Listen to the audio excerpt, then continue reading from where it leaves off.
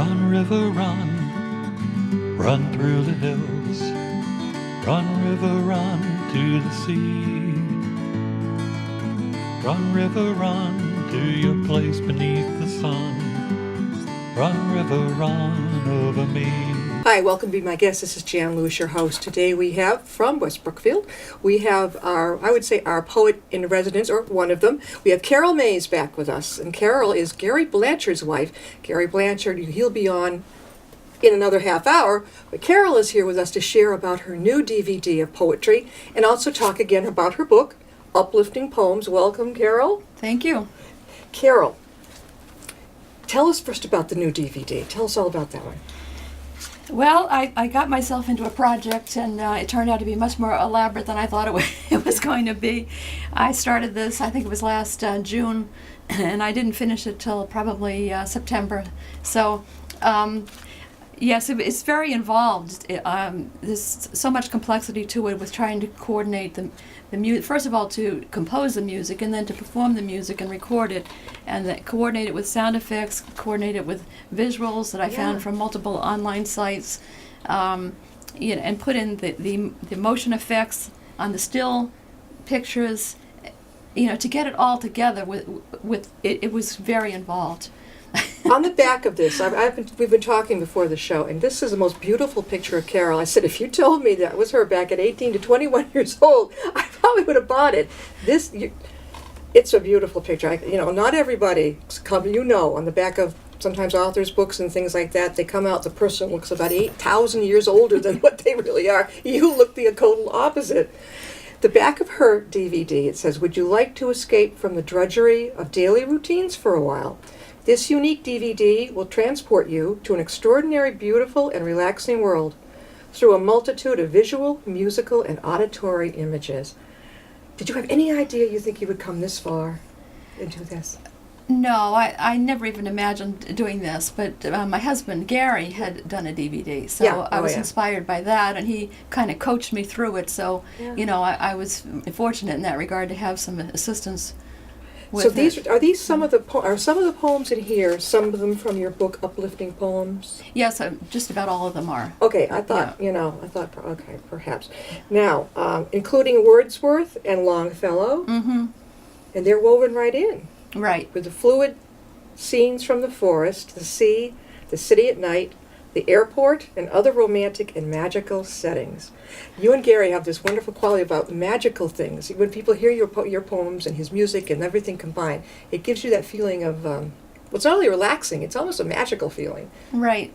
Well, part of the reason I do this is because we live such harried lives, and it's so frenetic all the time, and people forget about life's basic joys, and, and when you relax, you can find a deeper reality, and a broader reality, and within that reality, I think, is magic. So, however you define it, so it's trying to give people a vehicle for getting into that deeper reality that we're born with.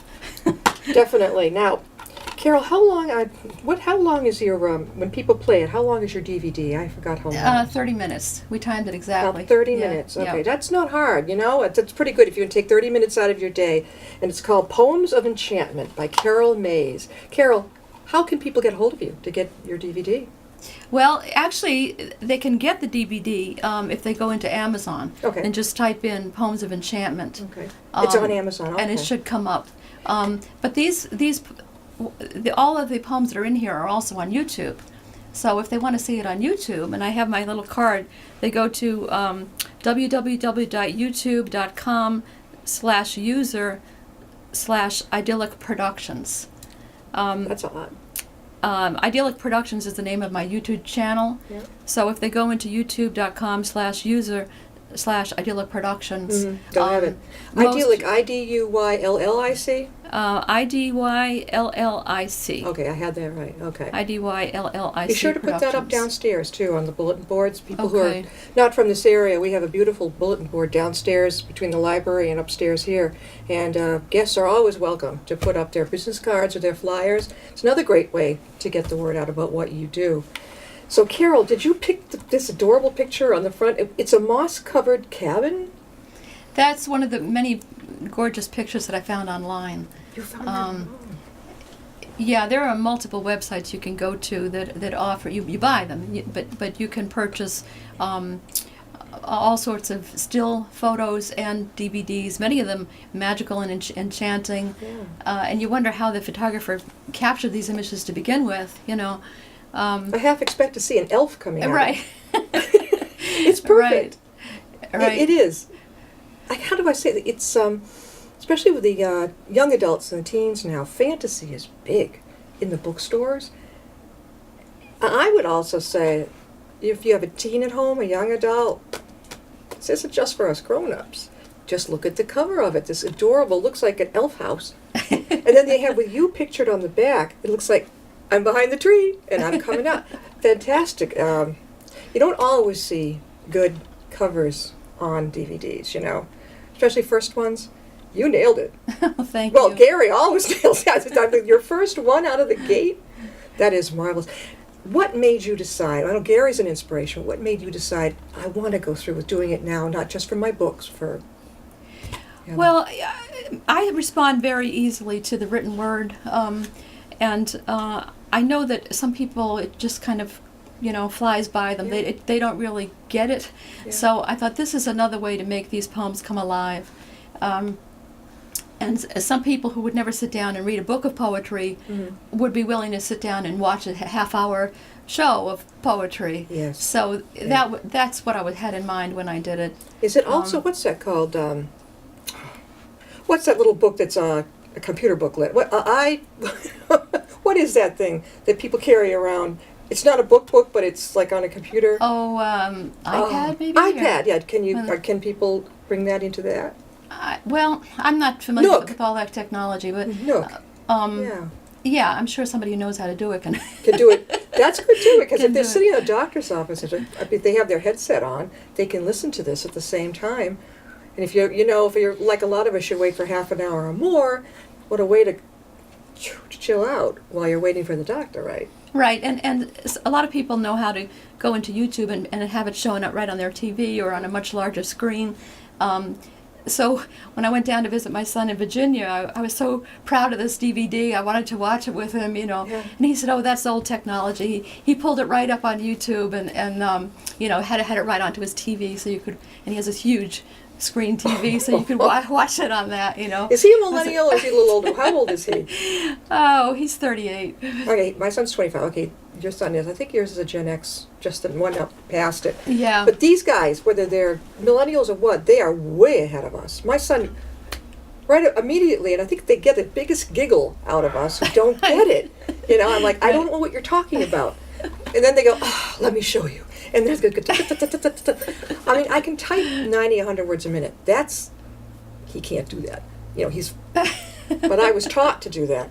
That's Right. one thing I'm ahead of him on. But the rest of it, so your son showed you how you can really do Well, it, right? I wouldn't get it if he tried to show me. He just did it. He just did it. Did Gary saw it too that way? No. You went to yourself. Yeah, you went by yourself.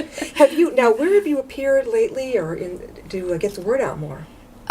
We just recently did a program at the Sturbridge Senior Center that we call Uplifting Poems and Songs. So many of the poems were also used in that program, as well as many of Gary's songs. That's not far from you, Sturbridge. Right. Oh. Right. And Yeah. Gary does he play for them too? Yeah, he composes the songs, and we use multiple poems from the book. Now, this book is partly combines my poems with classical Uplifting Poems by Carol Mays. We're talking with Carol. And now when you go to the senior center over in Sturbridge, they have a copy there of this as well as your DVD? We gave out a lot of copies. I'm not sure what they did with them all. But, That was generous. You gave, that's great. I bet they enjoyed that. Going to the senior center. It's from West Brookfield to Sturbridge. What is it, maybe 25 minutes? If yeah, that? just about that. Yeah. That's Yeah. beautiful over there. Last time Yeah. I was at Sturbridge, I think I gave a presentation at the Rotary Club that was meeting, don't tell me where, in one of the one of the Sturbridge buildings, but I haven't been to the village itself. you know, where all the reenactments of 17, 1800s. That's amazing. We just went there a few months ago. You did? Oh, spectacular. It's still spectacular. Yeah. Yeah. Yeah. I had some Chinese Yeah. friends, and I brought them, and I think they had more fun than we did. They were they just get the biggest kick out of it. You know, really. Well, and the events that they do at night, where they have, you know, the old-fashioned street lamps and very Yeah. magical. Yeah, definitely, really. Yeah. And you know, when you go over to the senior center, you know, we have one right here in Upton. I think because every town has a senior center. This, not just senior centers, but I can think of all different places. This type of thing. It's a therapeutic, don't you think? Yeah, I also gave a number of books and the DVDs to a local therapist to give out to the clients. Perfect idea. You know, even though this book is available all over the world, it's very frustrating when you see how many people buy it on Amazon. It's not that many people that buy it on Amazon. Yeah. So, you know, what I end up doing is basically giving them away. Well, you know, not recently. I haven't usually buying books today. I'll go to the bookseller store or Barnes and Noble, but lately I'll say, well, I'll go over to Amazon, and it's not that hard to do. You know, I guess, you know, you can use your own credit card if you want to, right? And then it's delivered with it in how many days? Not too long. No, you get it very quickly. Yeah, it's not too Yeah. hard to... Now, Carol, take us back to when you were a kid. Were you writing poems back then? I think I wrote my first poem in high school, but I started seriously writing around 30 years old. When I was about 30 years old. Serious. What prompted it, do you think? Were you just in a mindset that it came out? Well, I was going through a lot of turmoil then because I was in the process of leaving. I had been a United Methodist minister, and my theology had expanded to the point that I no longer felt comfortable within Orthodox Christianity. Yeah.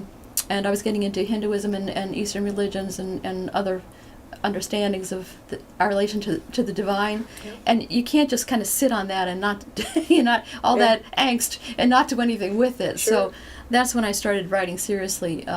The poems. The poetry. Does it come when you're just during the day or in the car and you quickly have to write it down, or at night? When do these poems... Gary and I were talking about this yesterday. It kind of comes from a different dimensions almost. It's like for a brief moment of time you have access to another worldview or another space. Right. And I have to grab it when it's there. Yeah. Because it may not be there in 2 hours. So it's like when it comes to you, you have to write it down. So that's what, otherwise you lose it. So that's what I ordinarily do. I know some poets are very disciplined about it, and they'll set aside a certain time every day to write. But I write when it comes to me. But then you go through a long process of editing it. I edited it over years, and sometimes I even look up every word in the thesaurus, to make sure it's the best word in the English language I could possibly use for that. Yeah. So it's a process of refining over and over. But that's a very different process from the initial basking in this. Getting the muse, right? Right. Like you, Right. I think, well, you were like me. I love nature, right? I don't get out Right. enough. But just walking in the woods, I know as a kid, we had this big old ranch house, and I'd sit there in the end looking into we were surrounded by forest, just about. And I can remember just sensing everything. I'd hear the birds. I was very happy, even making forts in there and then just wandering around. It's amazing what comes to your head. I know. You felt that way too? I know. Yeah. Many times that happens to me in connection with nature. Yeah. So in this book, there are a lot of poems related to nature. Read us some, Carol. Share Okay. with us. We're talking again with Carol Mays. She's a poet and author, and she has a new DVD out, Poems of Enchantment, Carol Mays. And other chapters, connection, all sorts of connections, fantasy, magic, hope, play. All Go that for it. different- Just pick what you'd like. And All right. Well, here's one that's a little unusual for me because it takes place in a city. yeah. West Brookfield Let's isn't a see. city. Right. This is called Block Party. Dance, ladies, dance by the light of lanterns. Let your red skirts swirl like the tops of carousels, candy apple red. Dance, children, dance with your glowing adornments, rainbow blue and green, firefly green. The scent of gardenias wafts from urban gardens, gardenias and radishes. The night air breathes magic. The block has been transformed. You see it, you feel it. The whole thing, when you added with the colors and everything, yeah, that's definitely. Do you enjoy reading them to people? Sometimes. Yeah, yeah. Sometimes. Now this one is takes place in the woods, and it's very. This one, I talked about the process of like grasping the initial, Yeah. and this one didn't need much refinement because it just was right there. Yeah. And so, but it's very simple. So I entitled it "From a Child," as though a child were writing this. Yeah. Something's wild in the woods tonight. Something crisp in the breeze. There's some sweet scent in the shadows. Hundreds of creatures hiding out with eyes and ears wide open. It seems to me that the forest itself, young and true, yet ages old, is hovering here and everywhere in a long, black, sparkling cloak. You can't miss on that one. It just gives you that whole, like you're right there, And right there. this just reminded me of the exercises I had to go through to change my voice Yeah. for this DVD. For the DVD. Yeah. Okay, so all right, that answers my question. So you really had to almost go into a different type of, what would you call it? Well, I was trying to figure out what I was doing because I kind of got into that Yeah. mode with my voice by accident, and I never quite knew what I was doing to get into but there. it happened. So it would happen, Yeah. but I had no control over when it happened. That's so okay. so I went on YouTube to try to figure out, what the mechanics of it was. What was I doing? Yeah. And I know it had to do with breath. Putting more breath into your voice, because then it has a softer, more romantic sort of tone to it. Mm-hmm. So I found a couple of entries on YouTube.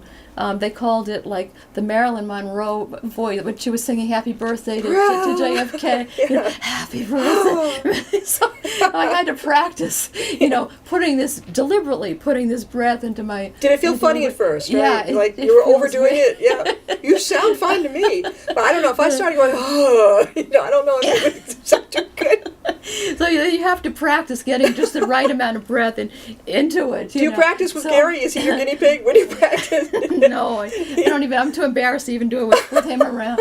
So you do it yourself, I right? did it myself. Yeah. Do you tape it? Do you tape it as you go? Do you record it? No, but a mic helps, Yeah. because if you're doing it with a mic, it augments what Then you hear, what yeah. you're doing. Right. So I practiced that over and over again to get so that I could put it into these videos.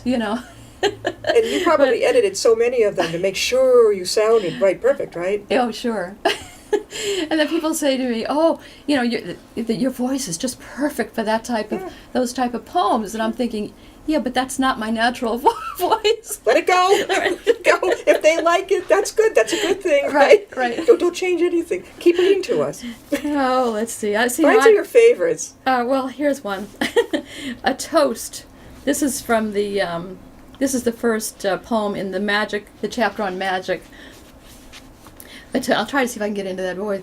A toast to butterfly. I probably can't do it. To butterflies, bats, and midnight creatures. To the brilliant, the dark, and things unseen. To roses, wine, and satin dresses. To a lucid, childlike dream. To the musty scent of ancient places. To thoughts distilled on a fragile page. To open-ended expectations and eccentricities of a secret sage. To the promise that lies in what is unfinished. To the charm in the rawness of the fray. To quests that lead to curious changes, and rest that unbinds peace and play. You know something? I think it's perfect. And it's almost like, I think with myself, if I'm reading poetry, I think to myself, I'm reading to children in a library. And then it becomes, like you just did, more dramatic. And pausing at each one. You don't know him. I'd love to have you meet him. James Nicola. He's from New York City. He's a stage director. He's been on many times. He's a poet. I think I've told him about you, and now I'm telling you about him. And when he's in the Boston area, he comes down to the show.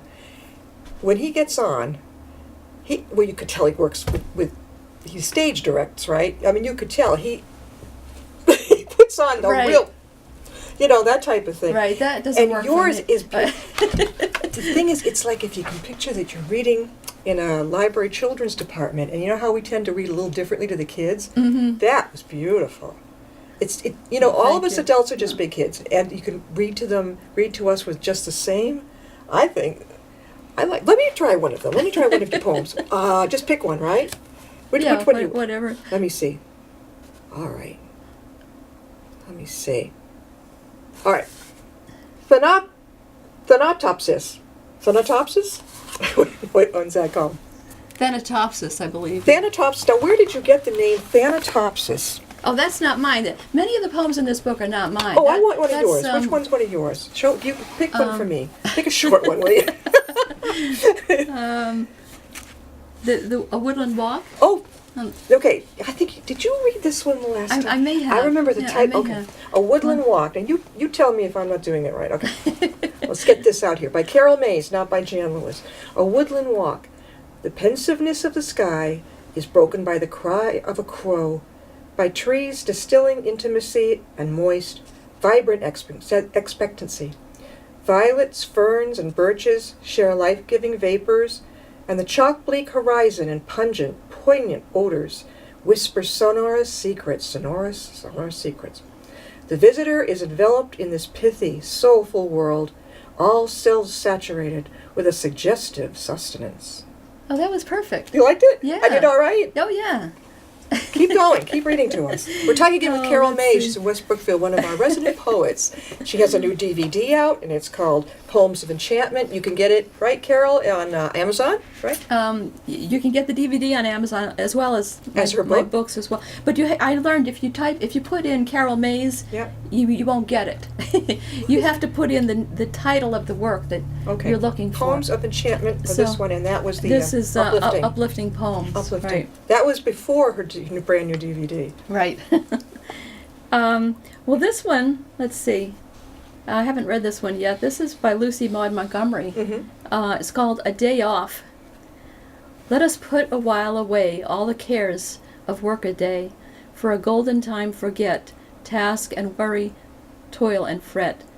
Let us take a day to dream in the meadow by the stream, where the wildwood whisper stirs. We may talk with lisping firs. We may gather honeyed blooms in the dappled forest glooms. We may eat of berries red, or the emerald upland spread. We may linger, as we will, in the sunset valleys still, till the gypsy shadows creep from the starlit land of sleep, and the mist of evening gray girdles round our pilgrim way. We may bring to work again courage from the tasseled glen, bring us strength unfailing won from the paths of cloud and sun, and the wholesome zest that springs from all happy growing things. Isn't that beautiful? Yeah, definitely. She's a poet that not many people have heard of. Okay, what was her name? Montgomery? Lucy Maud Montgomery. Okay. No, I hadn't heard of her.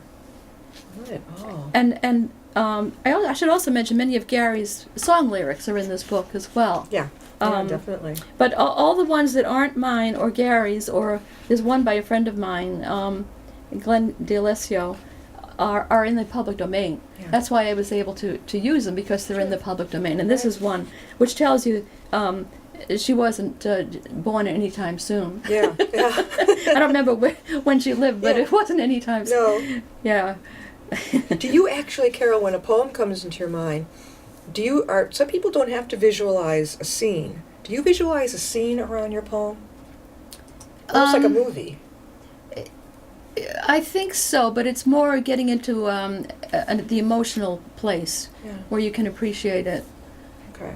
Yeah, I Yeah. know that when I read a book, here's another one. When you read a book, you literally have to read what looks like somebody was abducted and taken to a cabin. I've got it, the whole clearing, the cabin. I know where she's describing everything.